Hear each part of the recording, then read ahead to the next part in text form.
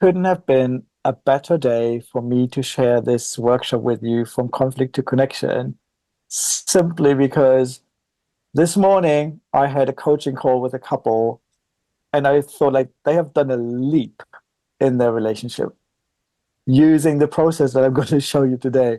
So I'm buzzing just simply because I've just witnessed it again, that using this process going from conflict to connection is actually a thing that works. So for me, it's something I lived in my relationship, but it's something I can't just, it was just like, it gives me the right energy for today. So I'm going to share a little bit my screen and then we go, I probably go in and out of this PowerPoint because I don't like to see just you in small faces. So we just go step by step. So just quickly about me, I'm Sven from East Germany originally. I live in Plymouth in the UK, and I'm an emotional logic coach. So I basically teach people how to deal with unpleasant emotions, and emotional logic is a method. And I've adapted this method into loads of other things in our lives because emotions play a big role every time whatever goes wrong goes wrong. So this is my family. I have a 10-year-old son. This picture was taken, I think, at our 18th anniversary last year. So yeah. Anyway, and I told my story at TEDx, so that's kind of where the TEDx picture comes from. So find me on YouTube, and then you can find out about my deeper life story a bit. Anyway, so the scenario. So what I want to plan is I will take you through this process I use for conflict facilitation by basically talking through a real scenario that I've actually worked through with a couple. So the scenario is that it's a very common one in marriages, by the way, that the woman would like her husband to get more involved in the chores. And every time she's basically raising the issue that she feels like he's not doing enough or not getting helping enough with keeping the house in order, he basically shuts down. And she gets really angry about this, so she gets louder and he shuts down even more. She gets even louder until he explodes as well, and they're just shouting at each other. So this is the scenario that is a real one that I have had with a couple that we want to unravel. And so I basically introduce you now to four components, I'm calling them, because it's not necessarily to use all the steps, but it's good to see them as components, because if they're all there in the background, then that works, but you don't have to see them as a 1, 2, 3, 4, 5 step. But of course, in a presentation, that makes more sense to keep it like that. So the problem with most approaches I've seen when it comes to conflict is they focus on issues and facts. I've seen this so many times. When it comes to conflict resolution, the first thing they tell you, focus on the problem. The other thing is we focus on the behavior. Often the solution is all about just changing how somebody says something, how they do something. It's all about doing things. And the other thing is the goal very often is to compromise. Now, the problem with compromise for me is you both have to give up something. And in the end, you meet at the place where no one is happy. But what I'm missing is a conflict resolution is rarely focusing on the hearts of the people involved. So we're focusing not on the people. And this approach I want to share with you is actually focusing on the people. The result of those really quick solutions is we have a short-term gain. So we very quickly come to a place where there's an action and we can do something. But in relationships, especially meaningful ones, as I said, if you keep compromising yourselves and have to give up something, actually it creates long-term pain.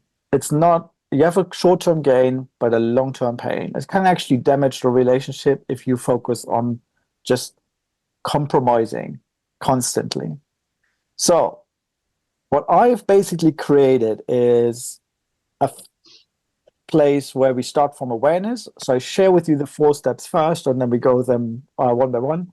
The next one is emotional safety, exploration. So it's kind of a phase where we explore each other, and communication. And the important part of this process is both parties in the conflict have to use this process. If only one of them is willing to engage with this, it's not going to work. It only works if both partners go this way, because then we can lead to connection.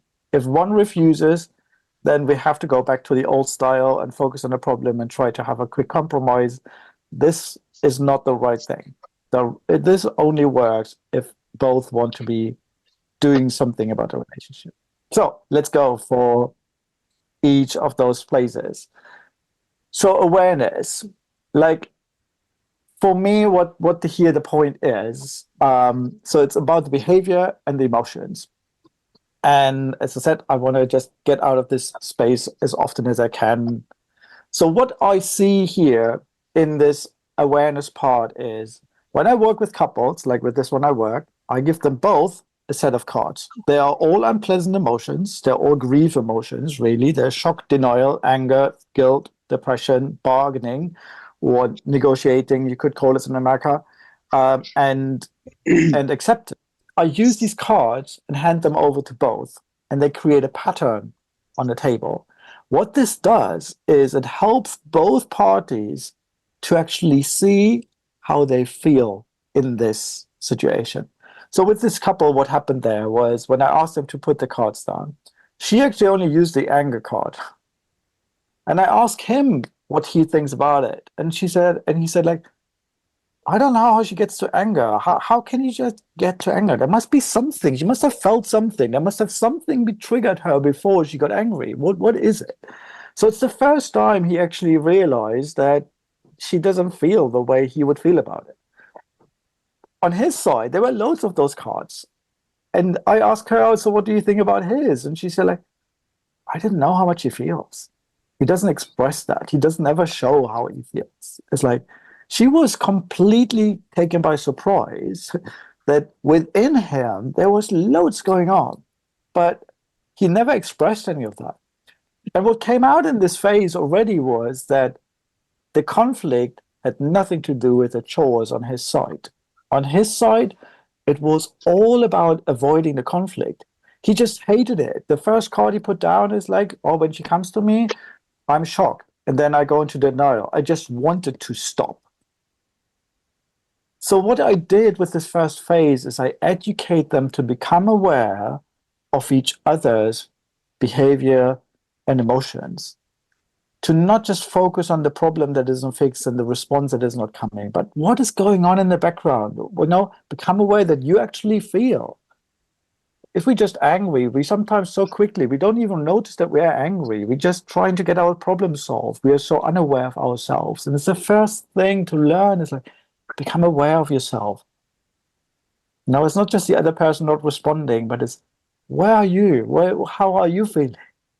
And this is such an important step to learn to become aware of each other and realize that the other person is also emotional.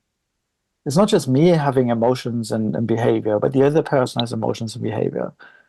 And this first step to realize just that those things are present and to explore that is a really important step, because it slows down your progression.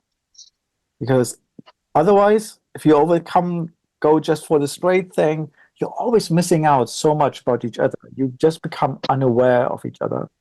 So the second place is emotional safety. Now, what is really important is that this kind of shock emotion that we all go through actually tells us to find a safe place. If we're feeling unsafe, we need to find safety. And most of you have been in my workshops, you have heard me saying this, it's so important, emotional safety. If you're not emotionally feeling safe, you won't be willing to actually engage with your own emotions and look at them and look through them. So it's really important to find a safe place for yourself so you can actually make sense of those emotions. What is actually going on inside you? But the other thing is to give space. And again, with couples and with this couple, she wants him to engage immediately, but for him it was very difficult to actually engage into the situation because he was so overwhelmed with his own emotions and didn't know what to do with the conflict. So the moment he basically shut down and tries to withdraw from the conflict, she just went after him. And it's very important in relationships that we give each other space. There's always someone who's more focused, who's more clear, who knows, can think on their feet. But there's very often the other side of somebody who says, like, I can't think on my feet. I just need time to withdraw, to think it through. And it's a really important place to give the other person time to withdraw and to think so that they can go into their emotional safe place and can actually take time to really identify where they're at, what they're feeling. So the third one, and that is the actual powerhouse of that work. We want to identify our values, needs, limits, and beliefs. And we want to do this on both sides. And the interesting thing is, in this couple's relationship was, of course, we found out that he didn't know what to do with conflict. So one of the things, he lost was complete confidence. Um, he lost, he lost his relationship to his wife in a sense. He lost connection. He lost his ability to engage with her in a loving and healthy way. And he really was afraid of losing this relationship in the process. While, for her, it was kind of like she came actually to me and said, like, I don't know what to do. I'm really feeling like my husband and I, we have completely different values and we can't connect anymore. That's how they started working with me. So for her, it was kind of she completely felt like I'm losing him. I don't know what to do. I try to raise an issue. I want to make life better, but he's just not reacting. He's not responding. Now, what really made the difference was systemic thinking. And what I mean with that is I challenged them to think in their losses or in their values of other relationships that might actually impact the problem they have. And in this case, like this, she basically mentioned a few times her mother. And I asked her, like, okay, so in your relationship to your mother, in this conflict with your husband around the chores, what are you losing? And she suddenly brought up that for her, it's so important that the house is always immaculate because if her mom would turn up at home, then she would expect it to be immaculate. And if it's not, then she, as a daughter, would basically get called out as being not a good housewife and not good enough to look after her house. And she was basically told that she would be a bad daughter and not really up to the standard that her mother would expect. And that revelation was mind blowing because we suddenly realized, all of us, it had nothing to do with the chores itself. She had a conflict with her mother that she didn't know how to solve, but she tried to solve it by just pleasing her mother and getting her husband involved in pleasing her mother. But again, this idea is very important that we see that the systemic thinking needs to be done on both sides. So on his side, the reason why he struggled with conflict is that in his family, they never talked about stuff. In her family, everything was talked about, there was shouting, it was loud, and everybody had to fight for their place. In his family, never talked about stuff. So his inner conflict had nothing to do with the chores. His inner conflict had to do with having never learned how to stand up, how to express your values and work through. And this place of having come together like that changed the way how they work with it. Now, Chris knows this picture. This place of understanding the systemic thinking, of asking those things, what are we losing? What are we valuing? Don't stay superficial. If you mention something like trust, always ask, trust in what? there's confidence. Confidence to do what? If there's control, controlling what?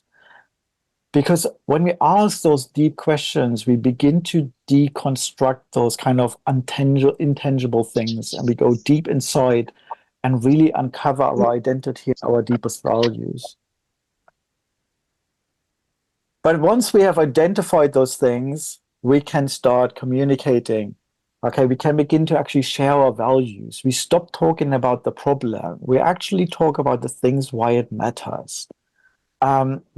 We both do this. We can suddenly, when we both have gone through the process of identifying our stuff, we can come together and communicate from a base of values, beliefs, of the place of who we are. And the encouragement we created out of this situation with the chores was that I asked her husband, I said, like, can you hear that what she's really looking for is somebody who holds her, who protects her, who helps her to set boundaries towards her mother. So what I want you to do is, instead of rejecting her and walking away, where she suddenly has to stand and has two fights to fight for, is to come alongside her and help her negotiate boundaries towards her mother so that you both can create the household you want to create.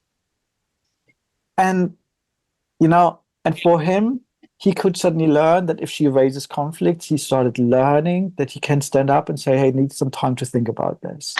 So again, they suddenly both started reconnecting with each other simply because they opened up from the depth of their hearts.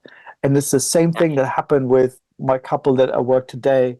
And I shared this earlier, I'm totally buzzing still, where one of the things I've felt over the last few months working with them was that he was always just justifying things, constantly talking about why he has acted the way he did and things like this.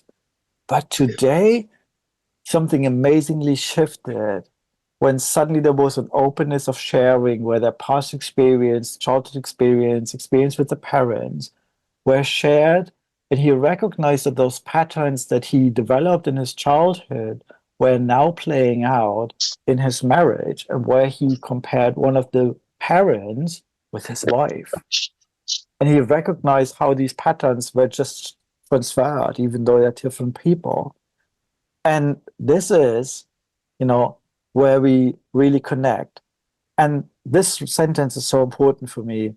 Vulnerability is not just about talking how you feel, it's actually letting the other see what truly matters to me.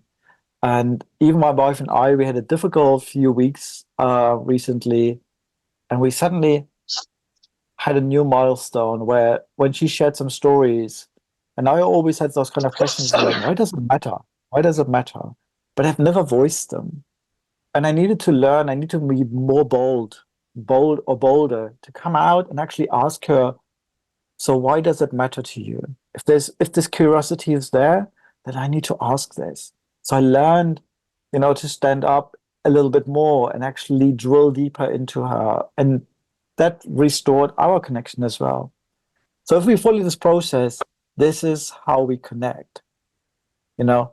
And I always tell people prioritizing by connecting each other's values and needs over compromising desired behavior. Because, they could have, this couple, for instance, they could have focused on, okay, we set a time, we make a strategy, this is how it works. You do the dishes then, I do the dishes then. When this happens, you do that. And they could have just made a plan to kind of keep the house immaculate, but it wouldn't have solved the real issue that the wife had and that the husband have. Now they're connected on something far deeper because it created a place where real connection, real communication could happen, and it deepened their relationship. A year later, I called them and they told me, like, you completely transformed the way we talk to each other. And, these are the stories I love. So just quickly, these were those 4 steps. So it's awareness, emotional safety, exploration, then communication that can lead to connection.